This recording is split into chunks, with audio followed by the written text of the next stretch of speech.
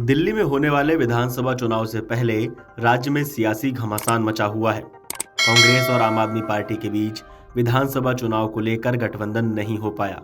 इसके बाद दोनों दल अलग अलग चुनाव लड़ रहे हैं। लोकसभा चुनाव के दौरान आम आदमी पार्टी और कांग्रेस इंडिया गठबंधन के साथ थे, लेकिन अब दिल्ली चुनाव में कांग्रेस और आप आमने सामने हैं और एक दूसरे पर हमलावर भी हैं। वहीं नई दिल्ली विधानसभा क्षेत्र से अरविंद केजरीवाल के खिलाफ चुनाव लड़ रहे कांग्रेस उम्मीदवार संदीप दीक्षित ने मुख्यमंत्री आतिशी और आम आदमी पार्टी के सांसद संजय सिंह पर बेबुनियाद आरोप लगाते हुए मानहानि और आपराधिक मामला दायर किया। संदीप दीक्षित ने कहा कि इन नेताओं ने उन पर भाजपा से फंड लेने के आरोप लगाए थे, जो पूरी तरह निराधार हैं। मंदिर मार्ग स्थित वाल्मीकि मंदिर में पूजा अर्चना करने के बाद मीडिया से रूबरू होते हुए संदीप दीक्षित ने बताया कि आरोपों के संबंध में सीएम आतिशी और संजय सिंह को सबूत प्रस्तुत करने के लिए 1 सप्ताह का समय दिया गया था, लेकिन उन्होंने कोई सबूत पेश नहीं किया। दीक्षित का कहना है कि आरोपों की पुष्टि न होने से यह साफ हो गया है कि उनकी छवि खराब करने के उद्देश्य से झूठे आरोप लगाए गए।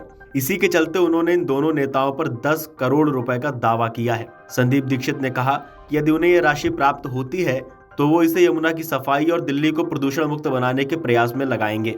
संदीप दीक्षित ने कांग्रेस नेता अशोक गहलोत के बयान पर अरविंद केजरीवाल की टिप्पणी का जवाब भी दिया। उन्होंने कहा कि केजरीवाल का कांग्रेस को बदनाम करना नया नहीं है। साल 2012-13 में उन्होंने भाजपा के खिलाफ शायद ही कोई बयान दिया हो, लेकिन आम आदमी पार्टी का एकमात्र उद्देश्य कांग्रेस को हराना रहा है। हर चुनाव में आम आदमी पार्टी ने कांग्रेस के खिलाफ मोर्चा खोला है। उन्होंने कहा कि अगर केजरीवाल वास्तव में भाजपा और आरएसएस के खिलाफ हैं, तो उन्होंने आरएसएस को पत्र क्यों लिखा? कांग्रेस ने कभी ऐसा नहीं किया। संदीप दीक्षित ने कहा कि आम जनता भी जानती है कि आम आदमी पार्टी का मुख्य मकसद कांग्रेस को नुकसान पहुंचाना है, न कि भाजपा का विरोध करना। कुछ मीडिया रिपोर्ट्स के मुताबिक 1 हफ्ते पहले दिल्ली सीएम आतिशी और आप नेता संजय सिंह ने संदीप दीक्षित और जंगपुरा विधानसभा उम्मीदवार फरहाद सूरी पर चुनाव लड़ने के लिए भाजपा से करोड़ों रुपए की फंडिंग लेने का आरोप लगाया था। उन्होंने आरोप लगाया था कि भाजपा मनीष सिसोदिया और अरविंद केजरीवाल के खिलाफ इन दोनों उम्मीदवारों को पैसा देकर के चुनाव लड़वा रही है, ताकि आम आदमी पार्टी के दोनों नेताओं को चुनाव हराया जा सके।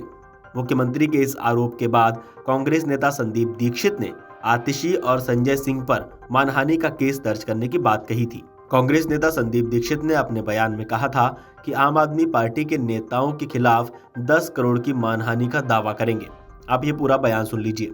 एक भी सबूत आप बता दीजिए और मैं मान जाऊंगा।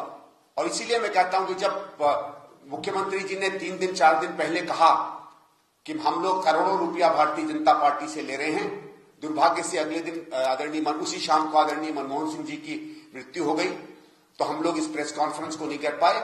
आज ही इस प्रेस कॉन्फ्रेंस के बाद मेरे लॉयर साहब से मैंने बात की है और मैं आतिशी जी और संजय सिंह के खिलाफ, दोनों के खिलाफ क्रिमिनल और सिविल डेफोमेशन का मामला लेकर जा रहा हूं। और मैंने कहा है कि आप इन पे मुझे 10 करोड़ रुपया दीजिए।